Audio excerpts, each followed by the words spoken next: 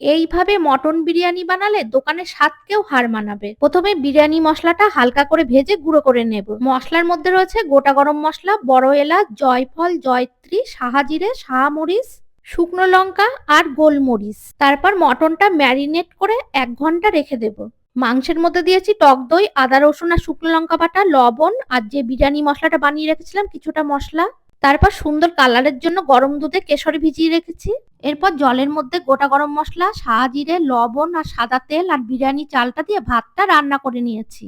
তারপর প্রেসার কুকারের মধ্যে গরম তেলে মাংসটা দিয়ে 15 মিনিট মতন কষিয়ে গরম জল দিয়ে সিদ্ধ করে নেব। তারপর মাংস সিদ্ধ করা জলের মধ্যে আলুগুলোও সিদ্ধ করে নেব। তারপর কেশর ভিজানো দুধের মধ্যে কেওড়া জল, গোলাপ জল আর বিরিয়ানি সেন্ট মিশিয়ে নেব। তারপর মাংস সিদ্ধ করে যে তেলটা বেরিয়েছে তার মধ্যে কিছুটা ঘি মিশিয়ে নেব।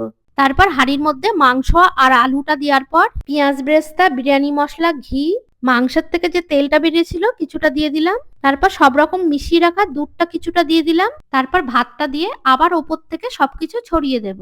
তারপর হাঁড়ির মুখটা ফয়েল পেপার দিয়ে সিল করে একেবারে লো আঁচে 30 মিনিট দম দিয়ে নিলেই রেডি।